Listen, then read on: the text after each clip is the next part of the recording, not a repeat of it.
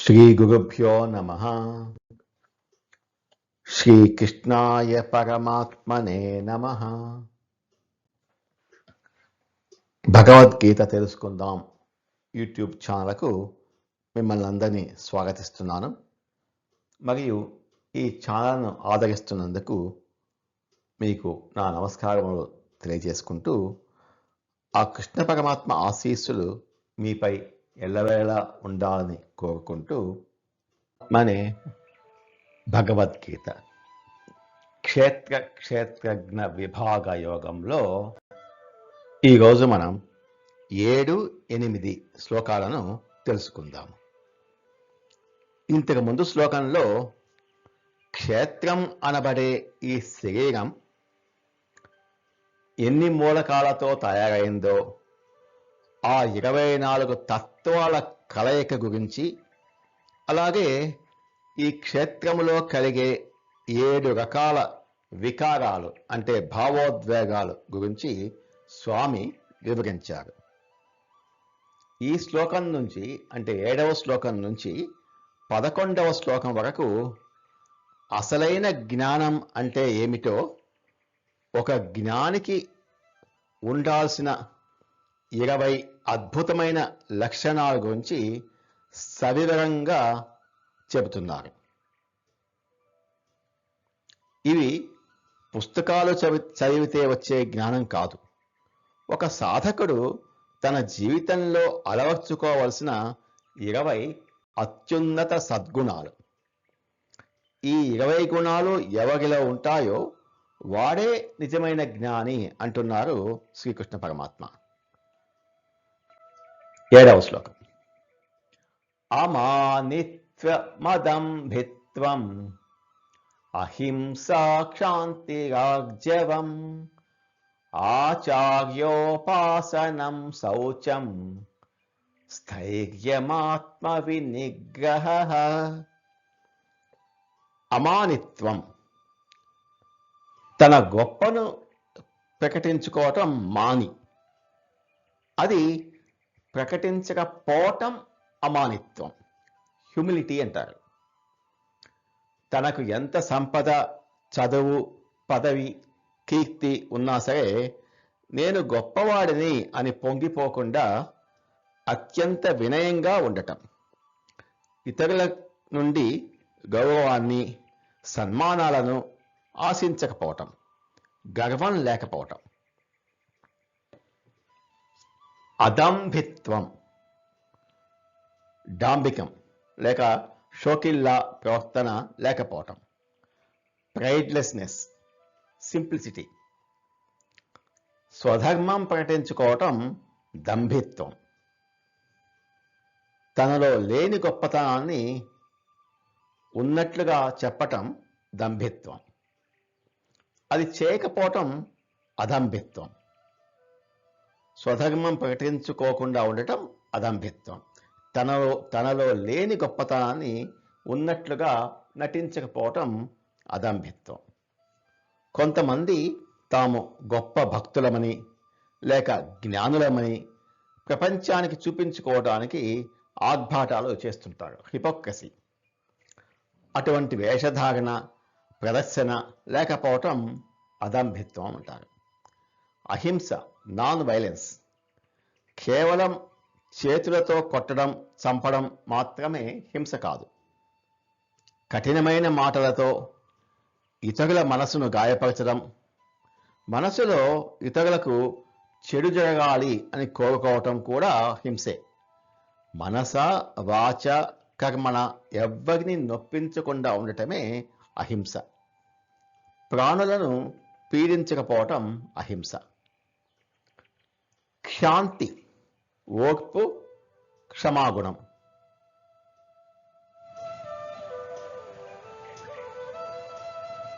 Tolerance. ఇతరులు తనను నిందించినా, కష్టపెట్టినా, అవమానించినా వాళ్ళ మీద కోపగించుకోకుండా, ప్రతీకారం తీర్చుకోవాలని అనుకోకుండా ప్రశాంతంగా వారిని క్షమించగలగటం. ఆర్జవం, సూటిగా ప్రవర్తించడం, నిజాయితీ అంటే స్ట్రైట్ ఫార్వర్డ్నెస్. మనసులో ఒకటి పెట్టుకొని పైకి ఇంకొకటి మాట్లాడకపోవటం. ఆలోచన, మాట, పని ఈ మూడింటిలోనూ ఒకే రకమైన నిజాయితీ ఉండటం. వంకర బుద్ధి లేకుండా నిష్కపటంగా ఉండటం. ఆచార్యోపాసనం, గురుసేవ, సర్వీస్ టు ద మాస్టర్. తన అజ్ఞానాన్ని తొలగించి జ్ఞానాన్ని ప్రసాదించే గురువు పట్ల అపారమైన భక్తి శ్రద్ధలు కలిగి ఉండటం. గురువును దేవునితో సమానంగా గౌరవించి సేవించటం. శౌచం, పవిత్రత, ప్యూరిటీ. బాహ్య శౌచం, అంతర శౌచం కలిగి ఉండటం. ప్రతిరోజు స్నానం చేసి శరీరాన్ని ధరించే బట్టలను, ఉండే పరిసరాలను శుభ్రంగా ఉంచుకోవడం. మనసులో కామం, క్రోధం, లోభం, మోహం, అసూయ వంటి మలినాలు లేకుండా అంతరంగాన్ని స్వచ్ఛంగా ఉంచుకోవటం. స్థైర్యం అంటే స్థిరత్వం, స్టడీనెస్. మోక్ష మార్గమే తనకు కావాల్సిన మార్గము అని నిశ్చయం, స్థిర భావంతో ఉండటం. ఈ మార్గంలో ఎన్ని అడ్డంకులు, కష్టాలు వచ్చినా వెనక్కి తగ్గకుండా పట్టుదలతో లక్ష్యం వైపు స్థిరంగా అడుగులు వేయటం. ఆత్మ వినిగ్రహ, మనోనిగ్రహం, సెల్ఫ్ కంట్రోల్. మనస్సు, ఇంద్రియాలు చెడు వైపు, ప్రాపంచిక ఆకర్షణ వైపు లాగుతున్నప్పుడు వాటికి బానిస కాకుండా తన బుద్ధితో వాటన్నిటినీ కఠినంగా అదుపులో ఉంచుకోవటం. ఈ 9 గుణాలు ఉన్నవాడే జ్ఞాన మార్గంలో పయనించటానికి అర్హుడు అని శ్రీకృష్ణుడు తీర్పునిస్తున్నాడు. ఇది చదువుకోవడం వల్ల వచ్చేవి కావు, జీవితంలో సాధన చేయటం వల్ల వచ్చేది. అమానిత్వమదంభిత్వం అహింసా క్షాంతిరార్జవం ఆచార్యోపాసనం శౌచం స్థైర్యమాత్మ వినిగ్రహ. శ్రీ భగవానుడు ఇలా అన్నాడు. గర్వం లేకపోవటం అమానిత్వం, డాంబికం లేకపోవటం అదంభిత్వం, ఏ ప్రాణికి హాని చేయకపోవటం అహింస, ఓర్పు మరియు క్షమాగుణం క్షాంతి, నిష్కపటంగా లేదా నిజాయితీగా ఉండటం ఆర్జవం, గురువును సేవించటం ఆచార్యోపాసనం, లోపల బయట పవిత్రంగా ఉండటం శౌచం, స్థిరత్వం, స్థైర్యం మరియు తనను తాను అదుపులో ఉంచుకోవటం ఆత్మ వినిగ్రహం. ఇవే నిజమైన జ్ఞానానికి గుర్తులు అంటున్నాడు. 8వ శ్లోకం. ఈ శ్లోకంలో ఒక జ్ఞానికి ఉండాల్సిన ఇంకొక 3 అత్యంత ముఖ్యమైన లక్షణాలను వివరిస్తున్నారు స్వామి. ఆధ్యాత్మిక జీవితంలో వైరాగ్యం ఎలా ఉండాలో స్పష్టంగా చెప్తున్నారు. ఇంద్రియార్థేషు వైరాగ్యం అనహంకార ఏవచ జన్మ మృత్యుజరా వ్యాధి దుఃఖదోషానుదర్శనం. ఇంద్రియార్థేషు వైరాగ్యం, ఇంద్రియ సుఖాలపై వైరాగ్యం అంటే డిటాచ్మెంట్. కళ్ళు అందమైనవి చూడాలని, నాలుక రుచికరమైనవి తినాలని, చెవులు పొగడ్తలు వినాలని ఆరాటపడతాయి. ఇవన్నీ ప్రాపంచిక సుఖాలు. ఒక జ్ఞాని వీటిని తన జీవిత అవసరాలకు తగినట్లుగా వాడుకుంటాడు, కానీ వాటికి బానిస కాడు, వాటి కోసం వెంపర్లాడడు. ఆ సుఖాల పట్ల వ్యామోహం వదిలిపెట్టడమే నిజమైన వైరాగ్యం. అనహంకార ఏవచ, అహంకారం లేకపోవటం. ఇంతకు ముందు శ్లోకంలో అమానిత్వం అంటే గర్వం లేకపోవడం గురించి చెప్పుకున్నాం. ఇది ఇతరుల ముందు వినయంగా ఉండటం.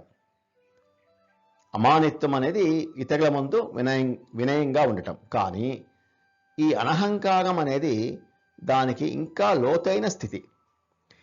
ఈ దేహం నేను కాదు, నా తెలివితేటలు, నా సంపద శాశ్వతం కాదు అని గ్రహించి నేనే గొప్ప, నేనే సాధించాను అనే కర్తృత్వ భావనను భగవంతుడి పాదాల దగ్గర వదిలేయటం.